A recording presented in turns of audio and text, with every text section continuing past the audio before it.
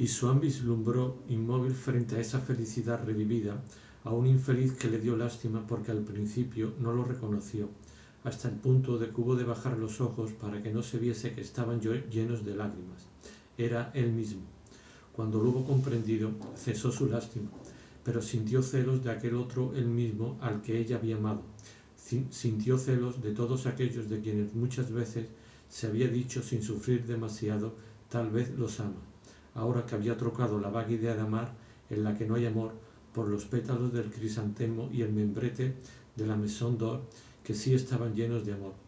Como el dolor iba volviéndose demasiado agudo, se pasó la mano por la frente, dejó de caer el monóculo y limpió el cristal, y desde luego, de haberse visto en ese momento, hubiese añadido a la colección de monóculos que había elegido este otro al que daba vueltas como un pensamiento importuno y sobre cuya superficie empañada trataba de borrar con un pañuelo sus penas. Hay en el violín, cuando por no ver el instrumento no podemos relacionar lo que oímos con su imagen, lo cual modifica su sonoridad, acentos tan afines a ciertas voces de contralto que se tiene la ilusión de que al concierto se ha sumado una cantante. Alzamos la vista y solo vemos los estuches, preciosos como cajas chinas, pero a ratos todavía nos engaña el falso reclamo de la sirena. También a veces creemos oír a un genio cautivo debatiéndose en el fondo de la docta caja, embrujada y trémula, como un demonio en una pila de agua bendita. Y otras veces, por último, está en el aire, como una especie de ser sobrenatural y puro que pasa desplegando su mensaje invisible, como si los instrumentistas, más que tocar la pequeña frase, ejecutasen los ritos exigidos por ésta para aparecer y procediesen a los encantamientos necesarios para obtener y prolongar por unos instantes el prodigio de su evocación. Swann, que ya no podía verla como si la frase hubiese pertenecido a un mundo ultravioleta y que casi paladeaba el alivio de una metamorfosis en la momentánea ceguera que lo aquejaba al acercarse a ella, la sentía presente como una diosa protectora y confidente de su amor, que para poder llegar hasta él en medio de la muchedumbre y llevárselo aparte para hablarle, había asumido el disfraz de aquella apariencia sonora. Y mientras pasaba, ligera, tranquilizadora y murmurada como un perfume, diciéndole el mensaje que tenía que decirle con palabras que él escrutaba una por una, lamentando verlas desvanecerse tan pronto, Swann hacía involuntariamente con los labios el ademán de besar a su paso aquel cuerpo armonioso y huidizo. Ya no se sentía desterrado y solo, porque la frase, dirigiéndose a él, le hablaba a media voz de Odette. De hecho, ya no tenía como en el pasado la impresión de que Odette y él fuesen desconocidos para la pequeña frase. Había sido testigo tantas veces de sus alegrías. Cierto es que también a menudo le había advertido de su fragilidad, y a veces, mientras que entonces adivinaba un dolor en su sonrisa, en su entonación límpida y desencantada, hoy le encontraba más bien la gracia en una resignación casi alegre, de aquellas penas de que en otro tiempo le hablaba y que le hacía y que le veía arrastrar sin que a él le afectase, sonriendo en su curso rápido y sinuoso, de aquellas penas que ahora se habían vuelto las suyas sin que pudiese esperar verse libre de ellas algún día. La frase parecía decirle, como en otro tiempo de su felicidad: ¿qué es esto? Todo eso no es nada. Y por primera vez el pensamiento de Swann, en un arranque de piedad y ternura, se dirigió hacia aquel Vintol, hacia aquel hermano desconocido y sublime que también había debido de sufrir tanto. ¿Qué vida había podido ser la suya? ¿Del fondo de qué colores había sacado aquella fuerza de Dios, aquella ilimitada potencia creativa? Cuando era la pequeña frase la que le hablaba de la vanidad de sus sufrimientos, Swann encontraba dulzura en aquella misma cordura que un momento antes, sin embargo, le había parecido intolerable, cuando presumía leerla en los rostros de los indiferentes que consideraban a su amor como una divagación sin importancia. y es que la pequeña frase, en cambio, cualquiera que fuese la opinión que pudiera tener sobre la breve duración de esos estados de ánimo, veía en ellos, no como hacía toda aquella gente, una cosa menos seria que la vida positiva, sino al contrario, algo tan superior a esta que era lo único que merecía la pena expresar. Estos encantos de una tristeza íntima eran precisamente los que la pequeña frase trataba de imitar, de recrear, llegando a escapar, a volver visible su esencia, que por otro lado reside en ser incomunicables y parecer frívolos a quien no lo siente, hasta el punto de que la frase inducía a confesar su valor y paladear su divina dulzura a todos aquellos asistentes, a poco que entendieran de música, que luego no la reconocerían en la vida, en cada amor particular que viesen nacer a su lado. Indudablemente, la forma en que la sonata los había codificado no podía traducirse en razonamientos, pero desde hacía más de un año, cuando revelándole a él mismo tantas riquezas de su alma, el amor a la música había nacido en él, al menos por algún tiempo. Swann consideraba los motivos musicales como verdaderas ideas, pertenecientes a otro mundo, a otro orden, ideas veladas por tinieblas, desconocidas, impenetrables para la inteligencia, mas no menos perfectamente distintas unas de otras, no menos desiguales entre sí en valor y significado. Cuando, después de la velada de los Verduri, al hacer que volviesen a tocar la pequeña frase, había intentado discernir cómo, a la manera de un perfume, de una caricia, lo rodeaba y lo envolvía, se había dado cuenta de que aquella impresión de dulzura retraída y friolenta se debía a la escasa distancia entre las 5 notas que la formaban y en la evocación constante de 2 de ellas, pero en realidad sabía que razonaba así no sobre la frase misma, sino sobre simples valores, sustituidos para comodidad de su inteligencia por la misteriosa entidad percibida, antes de conocer a los Verduri, en aquella velada donde había escuchado la sonata por primera vez. Sabía que el recuerdo mismo del piano podía falsear ulteriormente su modo de ver las cosas de la música, que el campo abierto al músico no es un mezquino teclado de 7 notas, sino un teclado inconmensurable, casi del todo desconocido todavía, donde aquí y allá, separadas por densas tinieblas inexploradas, solo algunos de los millones de teclas de ternura, de pasión, de valor, de coraje, de serenidad que lo componen, tan distintas entre sí como un universo de otro universo, han sido descubiertas por unos pocos grandes artistas que despertaron en nosotros la correspondencia del tema que encontraron. Nos hacen el servicio de mostrarnos qué riqueza, qué variedad, sin nosotros saberlo, oculta esa gran noche impenetrada y descorazonadora de nuestra alma, que nosotros tomamos por el vacío y por la nada. Vintol había sido uno de esos músicos. En su pequeña frase, aunque presentase a la razón una superficie oscura, se advertía un contenido tan consistente, tan explícito, al que prestaba una fuerza tan nueva, tan original, que quien la había oído la conservaba dentro de sí en pie de igualdad con las ideas del entendimiento. Swann se remitía a ella como a una concepción del amor y de la felicidad, cuya particularidad apreciaba con la misma inmediatez que en el caso de la princesa de Cleves o la de René, cuando sus nombres se presentaban a su memoria.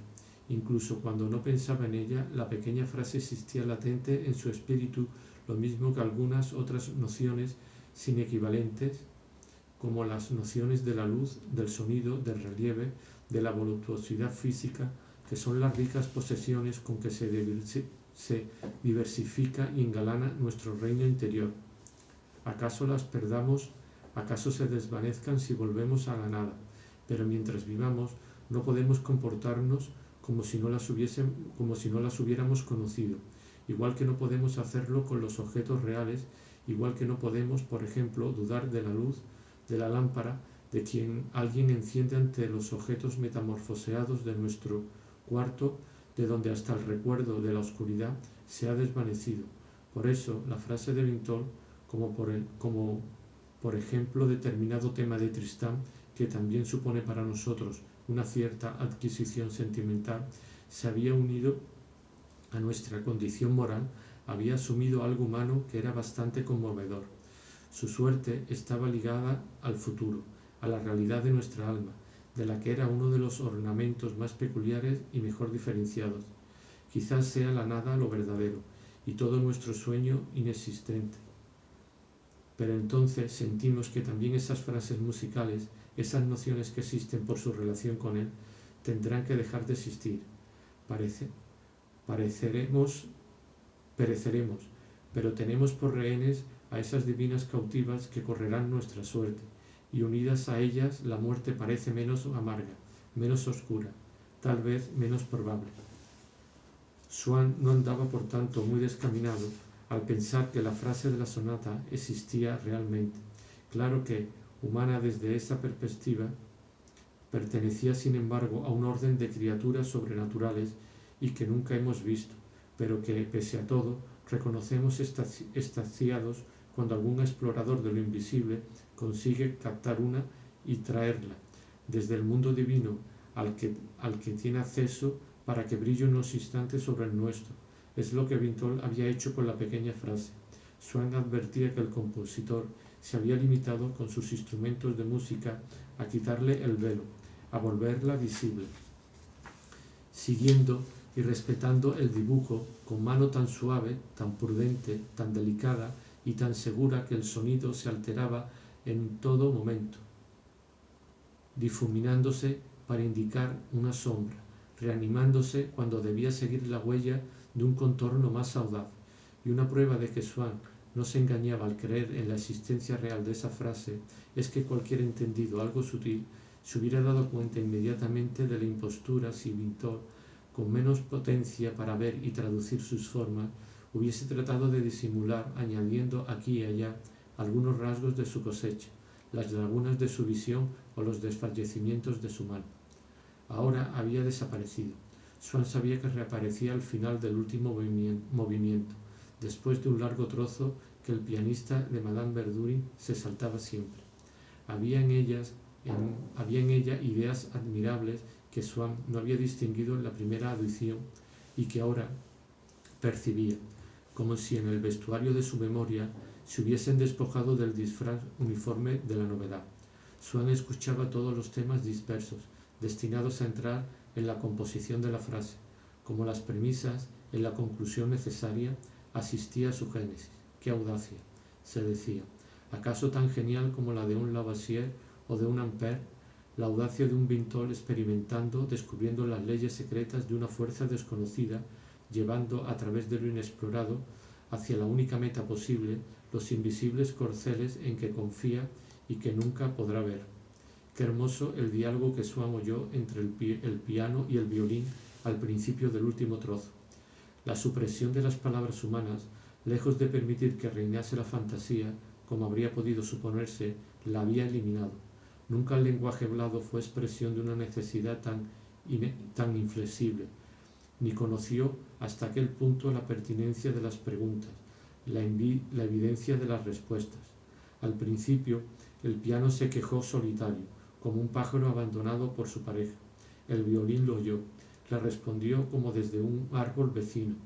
Era como en los árboles del mundo, como si aún solo ellos dos existieran sobre la tierra, o mejor dicho, en aquel mundo cerrado a todo lo demás, construido por la lógica de un creador y donde siempre estarían ellos dos solos, el mundo de aquella sonata.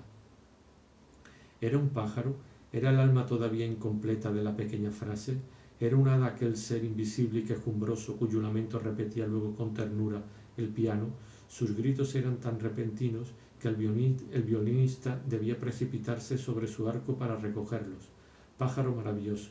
Parecía como si el violinista quisiera encantarlo, domesticarlo, atraérselo, y se había insinuado en su alma ya la pequeña frase evocada, agitada, como el de un medio, el cuerpo realmente poseído del violinista. Swann sabía que la frase hablaría una vez más, y se había desdoblado también que la espera del instante inminente en el que de nuevo iba a encontrarse frente a la frase, lo sacudió con uno de esos sollozos que un hermoso poema o una triste noticia provocan en nosotros, no cuando estamos solos, sino cuando se lo comunicamos a amigos en quienes nos vemos reflejados como una tercera persona cuya probable emoción los enternece. Reapareció, pero esta vez para quedar suspendida en el aire y recrearse solo un momento, como inmóvil y luego expirar. Por eso Swann no perdió un instante el brevísimo tiempo en que se prorrogaba. Todavía seguía allí como una flotante burbuja irisada, como un arco iris cuyo esplendor se debilita, se atenúa, después se reaviva y antes de apagarse se exalta un momento hasta un punto que aún no había alcanzado. A los dos colores que hasta entonces había mostrado, la pequeña frase añadió otras cuerdas iridescentes, todas las del prisma, y les hizo cantar. No se atrevía Swann a moverse, y habría querido obligar a los demás a permanecer quieto, como si el menor movimiento hubiese podido comprometer el prestigio sobrenatural, delicioso y frágil, que casi estaba a punto de desvanecerse. Nadie, a decir verdad, pensaba en hablar. La palabra inefable de un solo ausente, acaso de un muerto, Swann no sabía si Vintola aún vivía, exhalándose por encima de los ritos de aquellos oficiantes, bastaba para mantener en jaque la atención de 300 personas y hacía de aquel estrado sobre el que así era evocado un alma uno de los más nobles altares consagrados al cumplimiento de una ceremonia sobrenatural. De suerte que, cuando la frase se hubo disuelto, por fin flotando en jirones en los motivos que la seguían, y ya había ocupado su lugar, aunque Swann se irritó en el primer momento viendo a la condesa de Monteriender, célebre por sus tonterías, inclinarse hacia él para confiarle sus impresiones antes incluso de que la sonata hubiese concluido, no pudo menos que de sonreír y acaso también de encontrar un sentido profundo que ella no veía en las palabras de que se sirvió. Maravillada por el virtuosismo de los ejecutantes, la condesa exclamó dirigiéndose a Swann: «Es prodigioso, nunca he visto nada tan fuerte», pero una especie de escrúpulo de exactitud le hizo corregir esa primera aserción y añadió esta reserva: «Nada tan fuerte desde los veladores giratorios». A partir de esa velada, Swann comprendió que nunca más renacería el sentimiento que Odette había tenido hacia él, que sus esperanzas de felicidad ya no se realizarían, y los días en que por casualidad aún se mostraba amable y cariñosa, y si había tenido alguna atención con él, Swann registraba aquellos signos aparentes y engañosos de ese ligero retorno, con esa solicitud emocionada y escéptica, con esa alegría desesperada de quienes, asistiendo a un amigo que ha llegado a los últimos días de una enfermedad incurable, relatan como hechos preciosos: «Ayer él solo hizo las cuentas y fue quien descubrió en la suma un error que nosotros habíamos cometido. Ha comido un huevo con mucho gusto. Si lo digiere mañana probaremos con una chuleta», aun a sabienda de que todos ellos carecen de significado en víspera de una muerte inevitable. Indudablemente Swann estaba seguro de que, de vivir ahora lejos de ella, Odette habría terminado por resultarle indiferente, de modo que se habría sentido contento si ella hubiese abandonado París para siempre. Él habría tenido valor para quedarse, pero no lo tenía para irse. La idea se le había ocurrido a menudo. Ahora que se había centrado en su estudio sobre Vermeer, habría necesitado volver al menos por unos días a La Haya, a Dresde, a Brunswick. Estaba convencido de que una diana en el baño, comprada por el Moritz Suisse en la subasta Golden Smith, como un Nicolas Maes, era en realidad de Vermeer, y habría querido poder estudiar de cerca el cuadro para confirmar su convicción, pero dejar París mientras Odette estaba allí, e incluso cuando estaba ausente, porque en lugares nuevos donde las sensaciones no están amortiguadas por la costumbre, el dolor cobra vigor, se reanima, era un proyecto tan cruel que se sentía capaz de pensarlo continuamente solo porque se sabía decidido a no llevarlo a cabo nunca. Pero a veces, durmiendo, la intención del viaje renacía, sin acordarse de que tal vez era imposible, y se realizaba en sueños. Un día soñó que se iba por un año. asomándose a la portezuela del vagón hacia un joven que en el andén lo despedía llorando. Swann trataba de convencerle para que se fuera con él. Al ponerse el tren en marcha, lo despertó la ansiedad. Se acordó de que no se iba, de que vería a Odette aquella misma noche, al día siguiente y casi cada día. Entonces, aún totalmente emocionado por el sueño, bendijo las particulares circunstancias que lo volvían independiente. Gracias a ella podía permanecer junto a Odette y también conseguir que le permitiese verla algunas veces, y recapitulando todas aquellas ventajas, su posición social, su fortuna a la que ella recurría con demasiada frecuencia para no retroceder a una ruptura. Decían incluso que abrigaba la idea de que Swann se casase con ella. Aquella amistad con Monsieur de Charles, que a decir verdad nunca le había permitido conseguir gran cosa de ella, pero le procuraba la dulzura de saber que Odette oía hablar de él de un modo halagüeño, a un amigo común por quien ella sentía tanta estima, y por último, hasta su inteligencia, que dedicaba por entero a urdir cada día una intriga nueva que volviese su presencia, si no agradable, al menos necesaria para Odette. Pensó en lo que habría sido de él si le hubiese faltado todo aquello. Pensó que de haber sido, como tantos otros, pobre, humilde, necesitado, obligado a aceptar un trabajo cualquiera, o atado a unos padres, a una esposa, habría podido verse forzado a separarse de Odette, de aquel sueño cuyo espanto estaba todavía tan cerca. Habría podido ser cierto, que aquel sueño cuyo espanto estaba todavía tan cerca habría podido ser cierto, y se dijo: nunca conocemos nuestra propia felicidad, nunca somos tan desdichados como creemos. Pero calculó que aquel tipo de existencia duraba desde hacía varios años, que lo más que podía esperar es que durase siempre, que sacrificaría su trabajo, su placer, sus amigos, su vida entera en suma la espera cotidiana de una cita que no podía proporcionarle dicha alguna, y se preguntó si no estaba engañándose, si lo que había favorecido su relación e impedido la ruptura no había perjudicado su destino, si el acontecimiento deseable no habría sido aquel del que tanto se alegraba que no hubiese ocurrido en sueños, su partida. Y se dijo que nunca conocemos nuestra propia desdicha, que nunca somos tan felices como creemos. A veces tenía la esperanza de que Odette muriese, sin sufrir, en un accidente, ella que siempre estaba fuera, por las calles, por la carretera, de la mañana a la noche, y como volvía sana y salva, se admiraba de que el cuerpo humano fuera tan ágil y fuerte, que continuamente pudiese desbaratar todos los peligros que lo rodean, y que Swann juzgaba innumerable desde que su secreto deseo los había tomado en consideración, consintiendo así a los seres humanos dedicarse cada día y casi impunemente a su labor de mentira, a la búsqueda del placer, y en su corazón Swann se sentía muy cerca de aquel Mahomet II, cuyo retrato, pintado por Bellini, tanto le gustaba, y quien tras darse cuenta de que se había enamorado locamente de una de sus mujeres, la apuñaló para, según dice ingenuamente su biógrafo veneciano, recobrar su libertad de espíritu. Luego se indignaba por pensar solo en sí mismo, y los sufrimientos que había experimentado le parecían no merecer ninguna piedad, puesto que él mismo tenía en tan poco la vida de Odette. No pudiendo separarse definitivamente de ella, si al menos la hubiese visto sin interrupciones, su dolor habría acabado por calmarse y su amor por extinguirse acaso. Y dado que ella no quería abandonar París para siempre, hubiese deseado que no la abandonara nunca, sabiendo que la única ausencia larga de Odette todos los años era la de agosto y septiembre.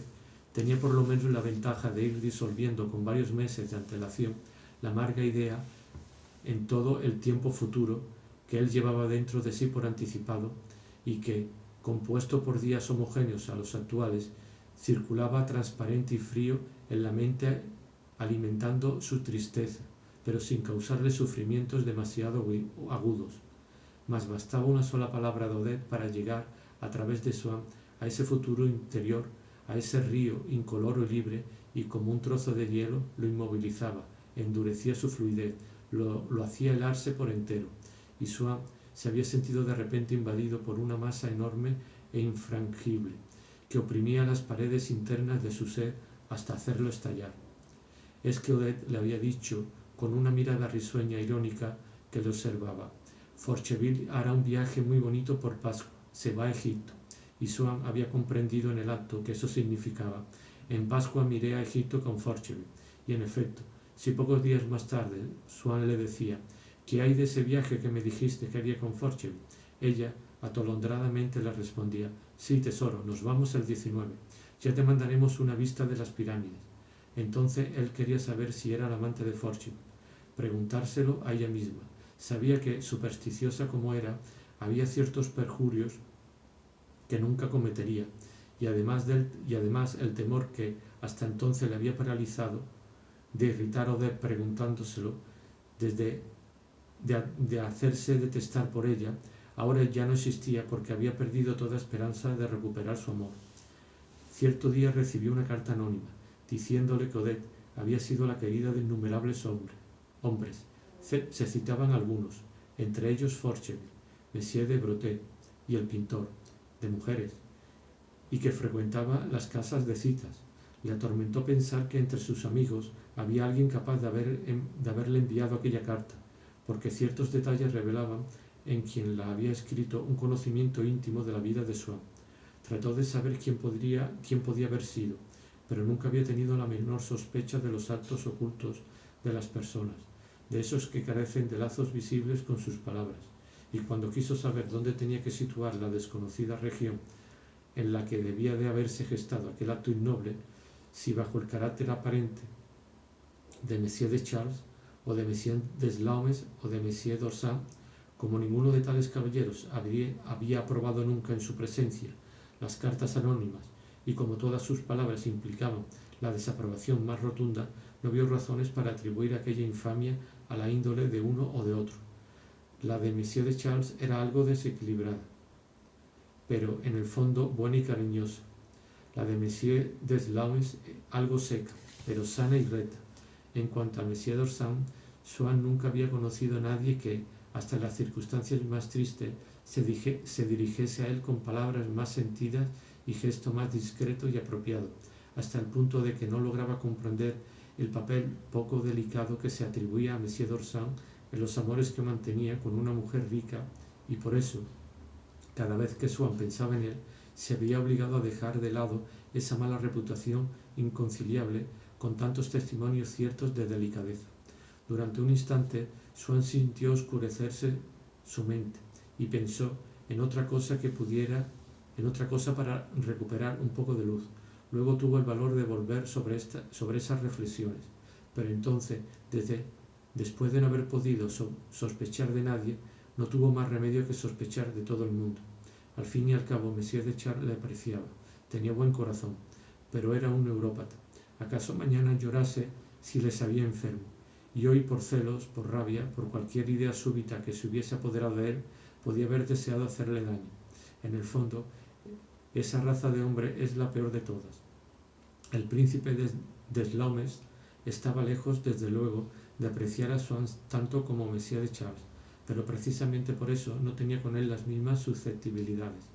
Y además, era un temperamento frío, sin duda, pero tan incapaz de vilezas como de grandes acciones.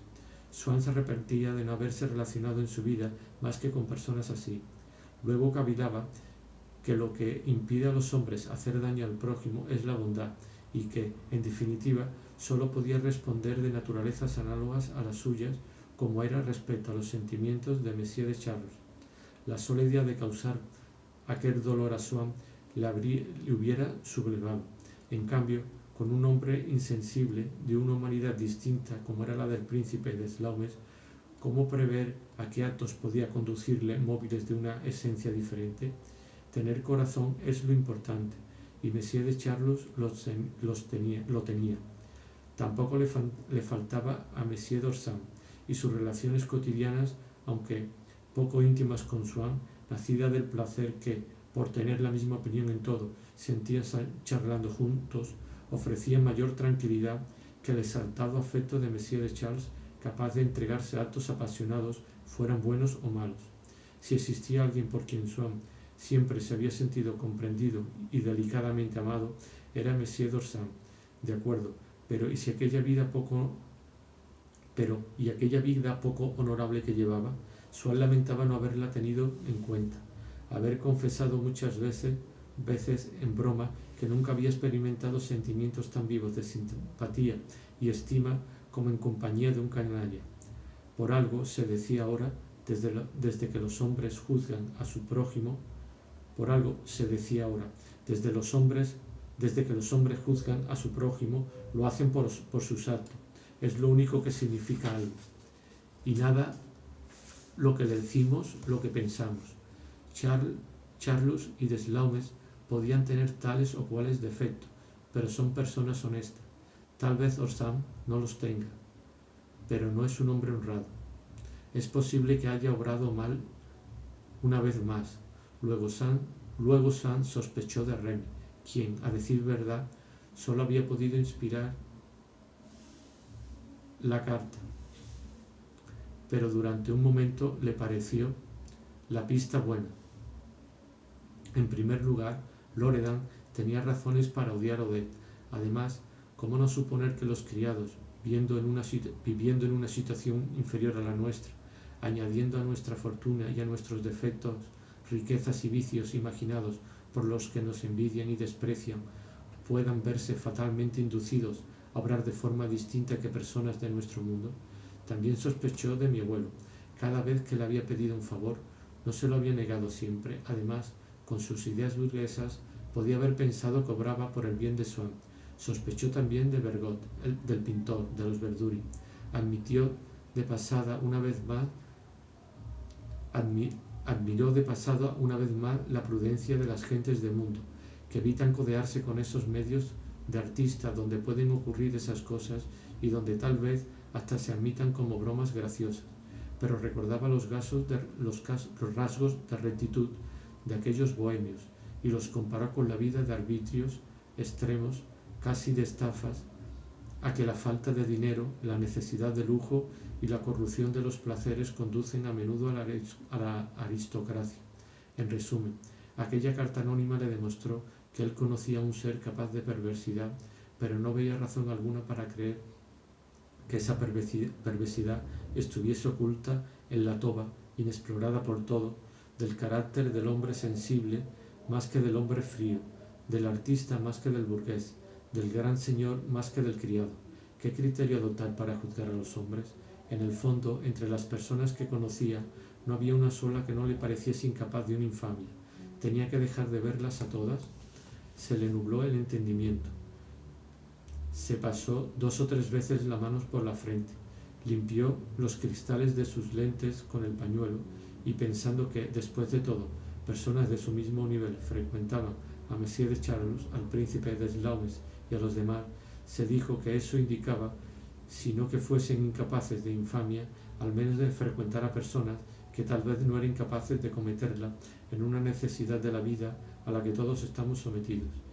Y siguió estrechando la mano a todos aquellos amigos de quienes había sospechado, con la reserva puramente formal de que quizás habían intentado desesperarle. En cuanto al fondo mismo de la carta, no se preocupó, porque ni una sola de las acusaciones formuladas contra Odette tenía sombra alguna de verosimilitud. Como tantos otros, Swann era mentalmente perezoso y carecía de poder de invención. Sabía perfectamente, como verdad general, que la vida de los seres humanos está llena de contraste, pero para cada persona en particular se figuraba que la parte de su vida, para él desconocida, era idéntica a la parte conocida. Imaginaba lo que le callaban con ayuda de lo que le decían. En los momentos en que Odette estaba a su lado, si hablaban juntos de una acción indelicada cometida o de un sentimiento indelicado experimentado por otro, ella los censuraba en virtud de los mismos principios que Swann siempre oyera profesar a sus padres y a los que había permanecido fiel. Y luego ella arreglaba sus flores, bebía una taza de té, se interesaba por los trabajos de Swann. Y así Swann extendía esos hábitos al resto de la vida de Odette. Repetía esos gestos cuando quería imaginar los momentos en que ella estaba lejos. Si se lo hubiesen descrito tal como era, o mejor dicho, tal como había sido durante tanto tiempo para él, pero junto a otro hombre hubiera sufrido, pero esa imagen le habría parecido verosímil, pero que frecuentase casas de alcahueta, se entregase a orgías con mujeres, llevase la vida crapulosa de criaturas abyectas, era una divagación insensata a cuya realización, gracias a Dios, los imaginados crisantemos, los sucesivos test, las indignaciones virtuosas no concedían la más mínima posibilidad. Solo de vez en cuando daba a entender a Odette que por maldad le contaban todo lo que ella hacía, y sirviéndose a propósito de un detalle insignificante pero verdadero, del que se había enterado por casualidad, como si fuese, entre otros muchos, el único trocito que dejaba traslucir, a pesar suyo, de una reconstrucción completa de la vida de Odette que mantenía oculta dentro de sí, la inducía a suponer que estaba al corriente de cosas que en realidad no sabía y ni siquiera sospechaba, porque si muchas veces combinaba a Odette a no alterar la verdad, era simplemente, se diese cuenta o no, para que ella le dijese todo lo que hacía.